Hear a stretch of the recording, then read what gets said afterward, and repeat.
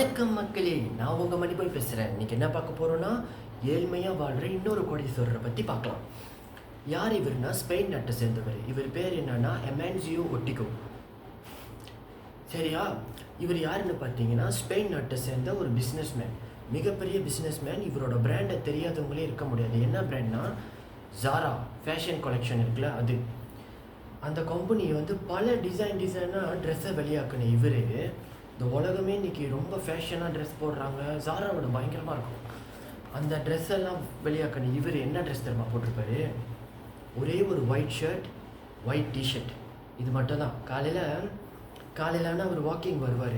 எப்படி வருவார்னு கேட்டிங்கன்னா, அந்த பாடி கார்ட்ஸ் எல்லாம் கூட்டிக்கிட்டு மற்ற பணக்காரவங்க மாதிரிலாம் இருக்க மாட்டார். ஒண்டி ஒரு வாக்கிங் ஸ்டிக் எடுத்துக்கிட்டு, வயசாகிடுச்சு அவருக்கு, ஒரு ஒயிட் டிஷர்ட் போட்டுக்கிட்டு அவர் பாட்டுக்கு காலைல வாக்கிங் வருவாராம். வாக்கிங் வாக்கிங் வருவார். இப்போ நம்ம ஊர்லலாம் இருக்காங்கள்ல, இந்த சரவண பவனில் காலைல வாக்கிங் போய் காஃபி குடிக்கிறது, டீ குடிக்கிறதுன்னு, அந்த மாதிரி தான். அவர் பாட்டுக்கு வாக்கிங் வருவார். வந்துட்டு அங்கே உள்ள ஒரு கடையில், சின்ன கடையில் ஒரு காஃபி டீ சாப்பிட்டு கிளம்பிடுவார். பிஸ்னஸ் பேச போகிற நேரம் ஒரே ஒரு ஒயிட் ஷர்ட் போட்டிருப்பார். ரொம்ப முக்கியமான மீட்டிங்னா மட்டும் ஒரு விலை குறைவான கோட் ஷூட் வாங்குவாராம். அவர் ஒரு பிஸ்னஸ் மேனில். அப்போ இவர் ஏன் இப்படி வாழ்கிறாரு?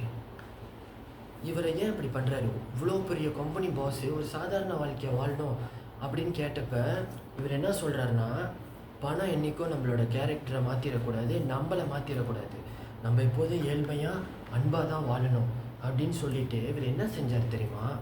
அவரோட நாடு ஸ்பெயின்.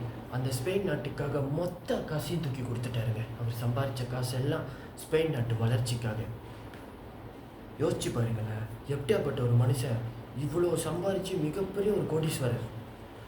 இந்த மேகசீனில் இவரோட கம்பெனியை பற்றி, ஜாரா, அப்புறம் எமான்சியோ ஒர்டிகோ, இவரை பற்றி, ஜாராவோட ஓனர், இவரை பற்றி, இவர் பிராண்டை பற்றி, இவரை பற்றி ஒரு இதே எழுதியிருக்காங்க. ஒரு சீரீஸ் எடுத்திருக்காங்களா இல்லை கதை மட்டும் எழுதியிருக்காங்களான்னு தெரில. என்னமோன்னு இது ரெண்டில் செஞ்சுருக்காங்க, ஞாபகம் இல்லை, மறந்துட்டேன், சாரிங்க. அப்போ பார்த்துக்குங்க. இவரை பற்றி நீங்கள் என்ன நினைக்கிறீங்கன்னு கண்டிப்பாக சொல்லுங்கள்.